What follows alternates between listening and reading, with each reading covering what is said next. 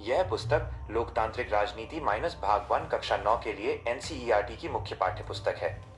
यह नागरिक शास्त्र सिविक्स के मूलभूत सिद्धांतों और लोकतांत्रिक व्यवस्था के कामकाज को समझने में मदद करती है।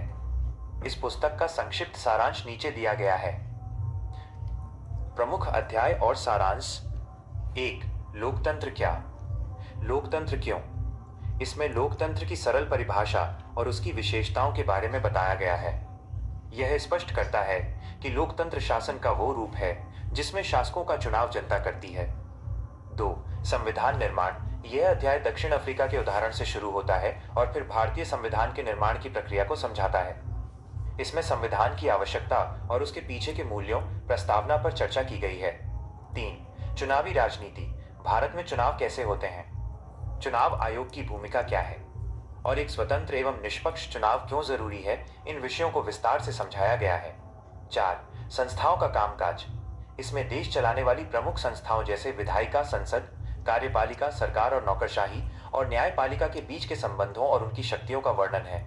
5. लोकतांत्रिक अधिकार। ये अध्याय मौलिक अधिकारों फंडामेंटल राइट्स पर केंद्रित है।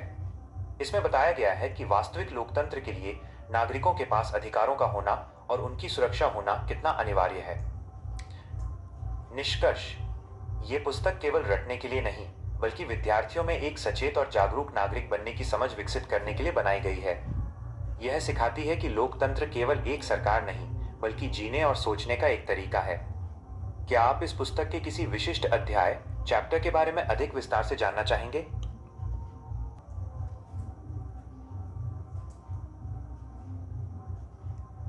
यह पुस्तक लोकतांत्रिक राजनीति माइनस भाग 1 कक्षा 9 के लिए एनसीईआरटी की मुख्य पाठ्य पुस्तक है।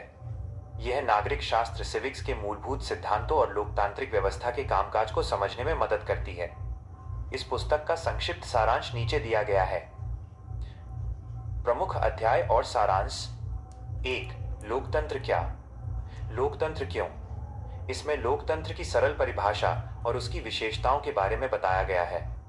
यह स्पष्ट करता है कि लोकतंत्र शासन का वो रूप है जिसमें शासकों का चुनाव जनता करती है। 2. संविधान निर्माण। यह अध्याय दक्षिण अफ्रीका के उदाहरण से शुरू होता है और फिर भारतीय संविधान के निर्माण की प्रक्रिया को समझाता है। इसमें संविधान की आवश्यकता और उसके पीछे के मूल्यों प्रस्तावना पर चर्चा की गई है। 3. चुनावी राजनीति। भारत में चुनाव कैसे होते हैं? चुनाव आयोग की भूमिका क्या है और एक स्वतंत्र एवं निष्पक्ष चुनाव क्यों जरूरी है, इन विषयों को विस्तार से समझाया गया है। 4. संस्थाओं का कामकाज। इसमें देश चलाने वाली प्रमुख संस्थाओं जैसे विधायिका, संसद, कार्यपालिका, सरकार और नौकरशाही और न्यायपालिका के बीच के संबंधों और उनकी शक्तियों का वर्णन है। 5. लोकतांत्रिक अधिकार। ये अध्याय मौलिक अधिकारों फंडामेंटल राइट्स पर केंद्रित है। इसमें बताया गया है कि वास्तविक लोकतंत्र के लिए नागरिकों के पास अधिकारों का होना और उनकी सुरक्षा होना कितना अनिवार्य है। निष्कर्ष।